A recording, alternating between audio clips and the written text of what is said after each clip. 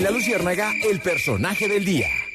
A las 4:12, don Melquisedec Torres, buenas tardes y personaje del día, señor. Gabriel, buenas tardes para usted, para los oyentes, gracias por estar con nosotros. De nuevo, personaje del día, La Primera Línea.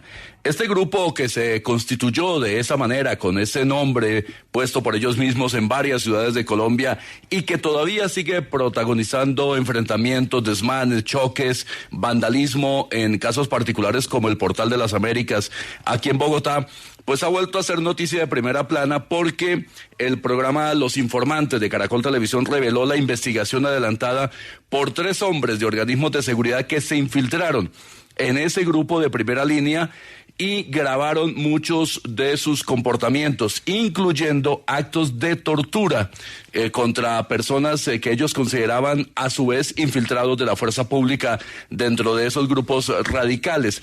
Además, plantean en esa investigación que hubo pagos a personas de otras nacionalidades en montos entre 50,000 y 150,000 pesos diarios para que hicieran parte del vandalismo, de la destrucción de bienes públicos y de los choques con la policía y con el SMAT especialmente.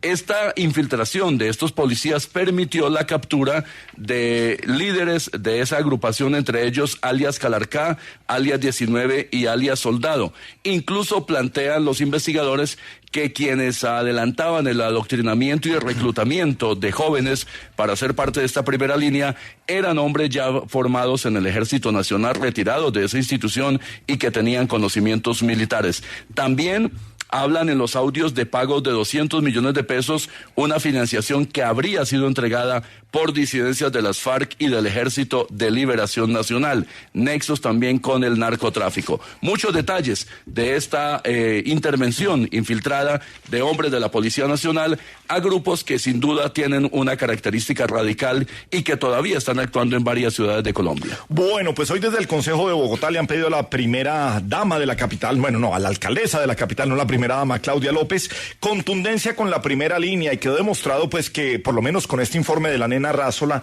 en Los Informantes, que ha demostrado que no eran unos incomprendidos e inofensivos muchachos. Alcaldesa Claudia, ¿cómo le va? Buenas tardes. ¿Qué hubo, hermanito? Mire, hoy sí que muchos me han buscado para que yo diga si sigo pensando que los muchachos no, los sujetos que integran la primera línea se pasaron de la raya, Gabriel. Ajá. Cuando los defendí, yo buscaba bajarle la temperatura a las protestas y al vandalismo, pero ahora fue a mí quien se me subió la temperatura y me dio fiebre al conocer el informe en el cual se evidencian las infames torturas que realizaron.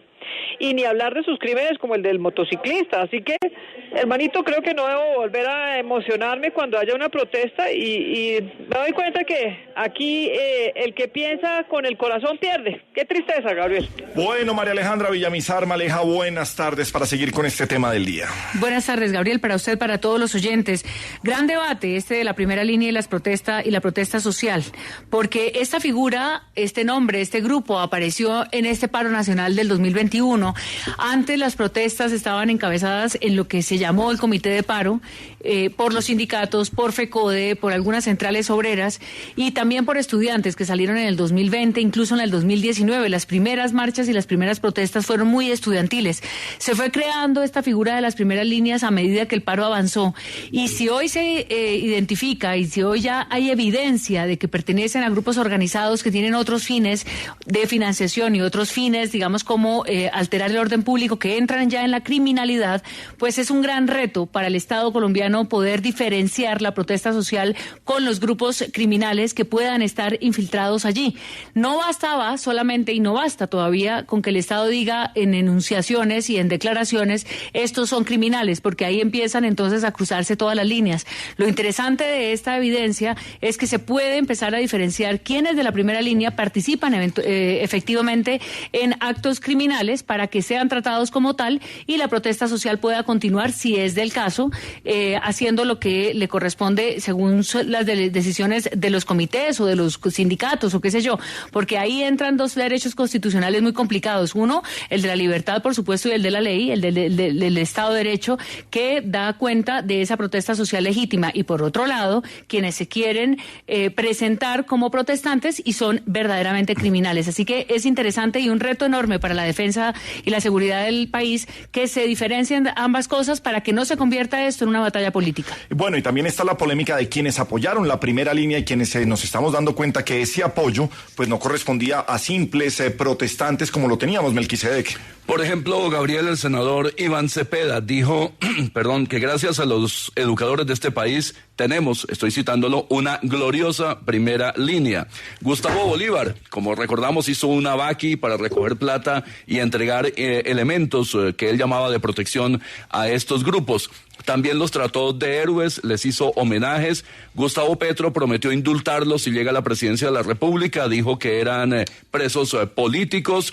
La alcaldesa Claudia López, como lo acaban de escuchar, los llamó pelados de mi corazón, se reunió con ellos. El senador del Polo, Wilson Arias, dijo que la primera línea se había ganado el corazón del país. El alcalde de Cali no solo se reunió con ellos, no solo los apoyó de manera tácita, sino que también los reconoció y los legitimó mediante documentos oficiales de la alcaldía de Cali en decretos. Igualmente, Francia Márquez, la hoy candidata a la vicepresidencia, ha salido a apoyarlos en varias oportunidades.